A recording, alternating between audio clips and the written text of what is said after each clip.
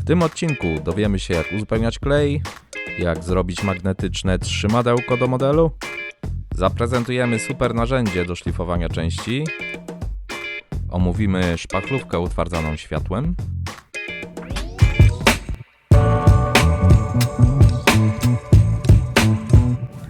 model FT17 skończyłem na etapie zamykania kadłuba, z tym, że przyznam szczerze, nie za bardzo robiłem po kolei według instrukcji. Pozostało mi przykleić klapy i zamknąć całe nadwozie, a potem tak naprawdę wracałem dopiero do elementów, które przykleja się na boki kadłuba. W tym momencie oczywiście okazało się, że mój klej cały wyparował, więc trzeba było go najpierw uzupełnić. Z tym nie ma problemu, wrzuciłem troszeczkę naszego Ultratin do starej butelki po Tamiyi. Szybki i tani sposób na zregenerowanie sobie kleju. A czym różni się Ultratin od Extratin? Nasz klej szybciej nieco łączy i odparowuje elementy, pozostawiając mniejszy ślad, ale także nie jest aż tak agresywnie wiążący. Dzięki temu, jeśli popełnimy jakiś błąd, możemy jeszcze rozkleić te części nawet po wyschnięciu. W dodatku jest perfumowany delikatnie, dzięki czemu nie jest aż tak uporczywy zapach tego kleju w pomieszczeniu. Co do łączenia elementów, no cóż, Meng postawił na łączenie elementów kadłuba na dotyk, na styk, bez wyraźnych pinów pozycjonujących. No co było troszeczkę frustrujące, przyznam szczerze, gdyż mój kadłub też był wypaczony. Winą było niewłaściwe składowanie modelu po mojej stronie. Po prostu pudło leżało przygniecione innymi modelami. Jako że jestem z tych, którzy mają syndrom trzęsących się rąk i to wcale nie wynika z żadnych uzależnień, postanowiłem kupić sobie coś, co wspomoże moją pracę. Imadło modelarskie, ale żeby nie ściskać modelu, a przede wszystkim żeby on był mobilny i łatwo można było go i szybko zdejmować, postanowiłem nieco je usprawnić. 2 wkręty i magnesy. Wkręty oczywiście ściskam imadłem. Magnesy akurat zostały mi po składaniu mebli z Hobby Zone, takie małe, fajne, ale w zasadzie możecie użyć jakichkolwiek, jakie znajdziecie w swoim sklepie. Teraz wystarczy przykleić metalowe nakrętki wewnątrz modelu, które i tak będą niewidoczne, a przy okazji dociążą na model, dzięki czemu nie będzie lewitował na gąsienicach. I gotowe!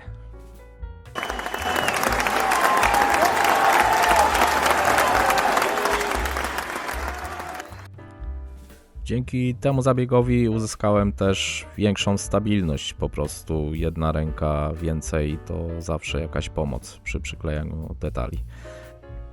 Mówiąc o detalach, no w Mengu było ich trochę, przyznam szczerze, że sam byłem zaskoczony, ale no każdy sobie z tym poradzi w zasadzie. Podstawowe narzędzia i podstawowa obróbka zgodnie ze sztuką, wszystko powinno pójść ok. Dość ciekawie rozwiązano tutaj elementy zawieszenia, pracujące w dodatku. Prawdziwy metal i prawdziwe sprężyny. Pamiętajmy, żeby przyklejać to klejem cyjanoakrylowym i pamiętajmy też, że całość musi pracować. Ja tutaj popełniłem niestety szkolny błąd i skleiłem całość na sztywno początkowo. Natomiast udało się to w miarę szybko rozkleić, kiedy się zorientowałem i całość nawet pracuje. A teraz pro tip numer 2. Urządzeniowy oczywiście. Szlifierka Proxon to jest jeden z moich gadżetów, bez których nie wyobrażam sobie już pracy.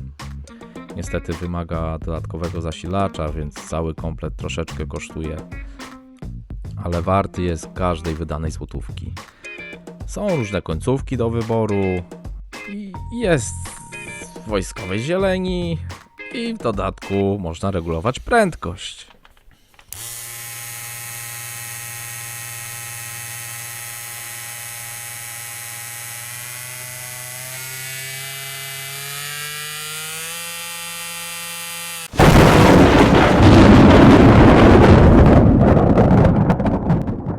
Dobra, nieważne.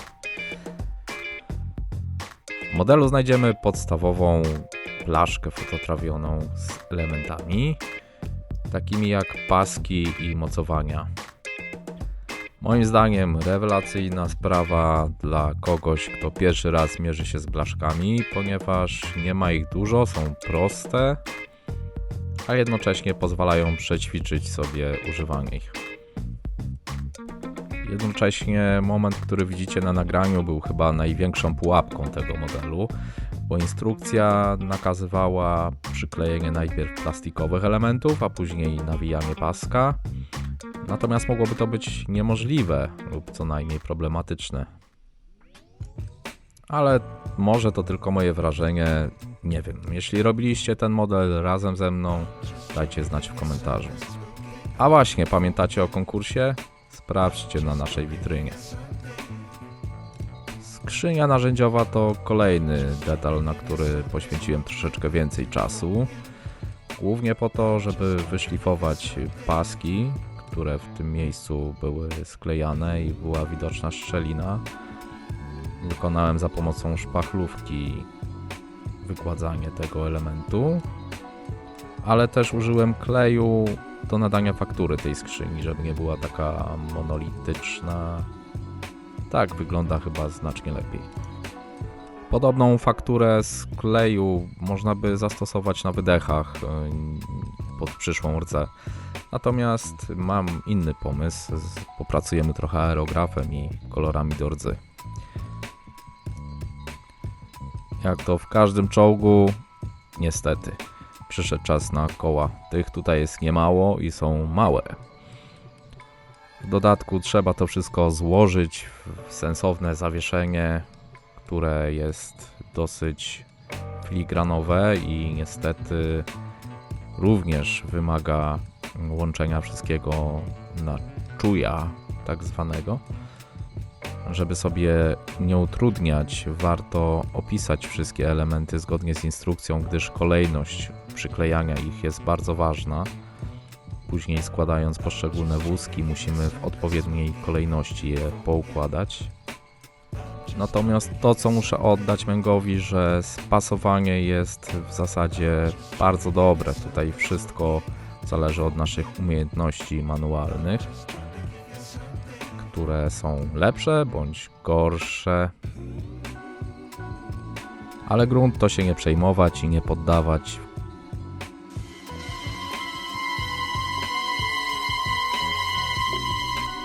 Budowanie modeli pancernych ma tą zaletę, że niektóre rzeczy można zamaskować weatheringiem. Tutaj w tym miejscu powinniśmy to wyszlifować bardzo dokładnie, natomiast u mnie przyjdą kawałki błota, które skutecznie zamaskują ten fragment. Muszę się skupić na tym, żeby elementy widoczne od góry były wyszlifowane i sklejone na tip-top.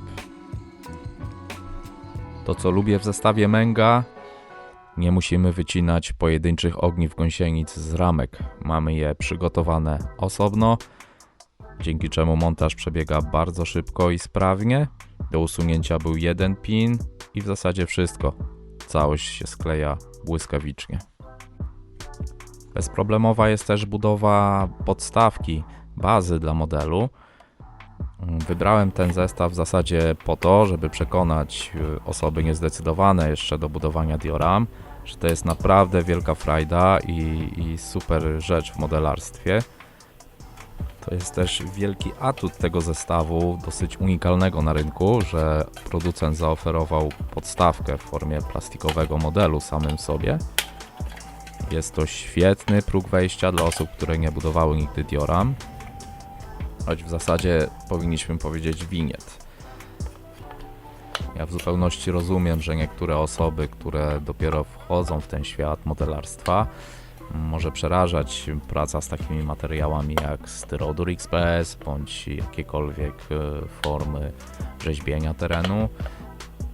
Tutaj mamy gotowy element, który może nas przekonać do tego, że tak naprawdę jest to super frajda budowanie takich scenerii, że tak naprawdę nie jest to wcale trudne, że modele na jakiejkolwiek podstawce wyglądają po prostu ciekawiej. i myślę, że wiele osób po tym modelu spróbuje na własną rękę stworzyć jakąś małą scenerię. A biorąc też pod uwagę naprawdę relatywnie niewielką cenę za ten zestaw, to jest świetna oferta dla modelarzy może nie średnio zaawansowanych, ale takich, którzy już mają za sobą pierwszy model i chcieliby wejść level wyżej. Co do samej bazy oferowanej przez Meng, w zasadzie jest dosyć prosta do złożenia. Musimy mieć na uwadze, że producent sugeruje, aby górną jej część oraz front wymalować na jakiś kolor błotny bądź piaskowy. Natomiast w naszym przypadku będziemy używać past błotnych. To też odpada nam w zasadzie konieczność szlifowania na gładko tych wszystkich łączeń. A w moim przypadku nawet na tych gładkich, bocznych powierzchniach dookoła będę imitował przekrój gleby. Do wyrównania więc pozostaje mi sam cokół podstawki. Po wyrównaniu go twardym pilnikiem 240 muszę przystąpić do zaszpachlowania szczelin. I tutaj do akcji wkracza zapowiadana, uwaga, światło-utwardzalna szpachlówka firmy Tamiya. Produkt mający tyle samo wad jak i zalet, natomiast cenię go z kilku powodów krytycznych. To jest szybkości pracy, wygody pracy i oczywiście efektów. No ale żeby nie brzmieć jak telemarketer próbujący sprzedać Ci magiczne garnki, może zacznijmy jednak od wad. Pierwsza już ujawnia się przy próbie nagrania Ci całego procesu. Po prostu trzeba pracować po ciemku. Tak, niestety trzeba szpachlować model na ślepo. Żartowałem. Chodzi o to, żeby nie oświetlać go bezpośrednim światłem, także musimy wygasić wszystkie bezpośrednio świecące lampy z nadbiórka, bo po prostu szpachlówka zaschnie nam, zanim wyszpachlujemy model.